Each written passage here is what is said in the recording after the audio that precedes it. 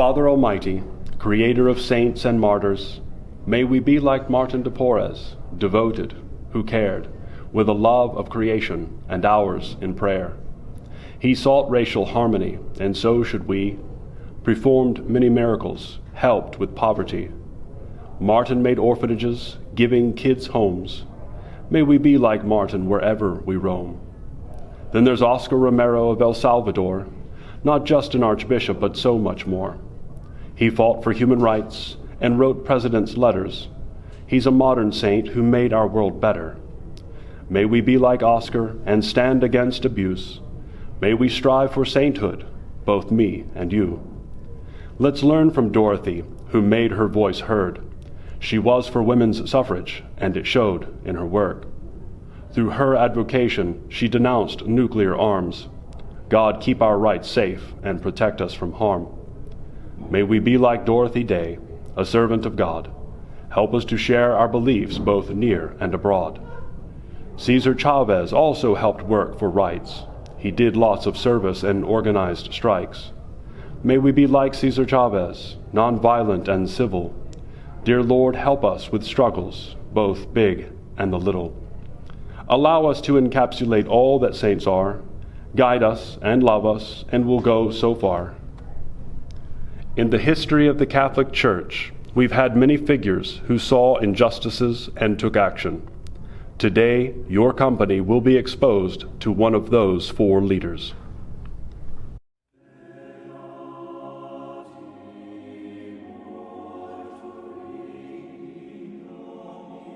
Saint Martin de Porres was born in late 1579 to Ana Velasquez and Juan de Porres in Lima, Peru. His mother was a freed African slave from Panama, while his father was a well-to-do Spaniard. His parents were not married, but they had two children together, Martin and Juana. Martin was baptized on December 9, 1579 in St. Sebastian Church in Lima. Early in his life, Martin, his sister, and his mother were left to support themselves. But Martin's father later took interest in his natural-born son receiving some education. In his teenage years, Martin took up an apprenticeship as a barber surgeon. In his time, the person who cut hair and trimmed beards also performed surgeries and prescribed medicines. Martin would use the healing skills learned during these years throughout his life in service to all. Martin lived in a society obsessed with racial and class distinctions. Martin's mixed race and socially advancing education placed him outside of the categories imposed by his society. Martin took advantage of his unique position to build bridges across numerous dividing lines. He served all who were in need, whether rich or poor, African, native Peruvian, or European. In 1594, when he was about 15 years old, Martin entered the Dominican order. On June 2, 1603, some 9 years later, Martin made solemn profession. Martin was known to have a deep and dedicated life of prayer. He prayed the Holy Rosary with great frequency and fervor. He also took on severe penances for his sins and the salvation of others. Despite his poor upbringing, Martin gained the trust of many generous donors. He channeled the generosity to great effect, founding Lima's first orphanage and its first hospital for abandoned children. Martin de Porres was, and still is, a great healer. He healed people spiritually and physically through natural and supernatural means. His healing stretched across racial and class divides and even extended to various domesticated and wild animals.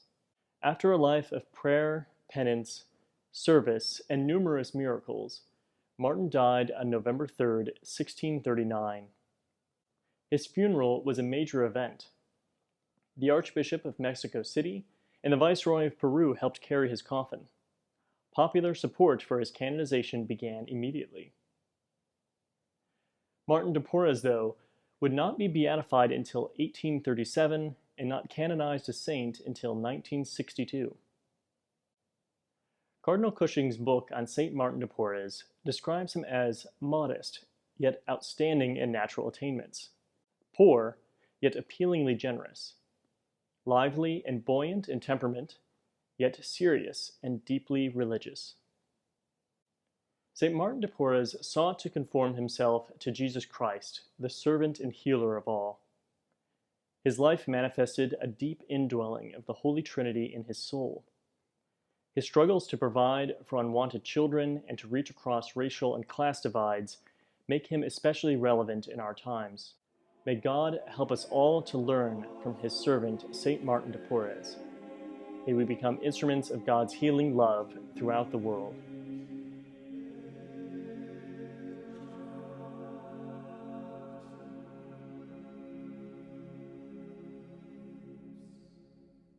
We're going to give you about 10 minutes right now to really think about one area of the world that you would like to see improved. On the piece of paper you received, take time to write about that thing. What is it and why does it matter to you? Then take some time to think about one small action you could take in the next 40 days to impact that problem in a positive way. Remember, you aren't trying to solve the problem, you're just trying to make things a little bit better, because every small step counts. Once you have made your choice, write it down and make a pledge to yourself on that same piece of paper. Finally, you're being given a token in the shape of a picket sign as a symbol for Dorothy Day for a call to action, or whoever your person is. On that token, write one word that will serve as a reminder to your call to action that you just pledged to do for the next 40 days. When you finish your letter and your token, you can take them out to the hallway to place them inside the artwork we created in Dorothy, or the leader of your choice's, memory. These pieces will remain up over the course of Lent to serve as a reminder to our call to action and to work towards fixing the wrongs in our world.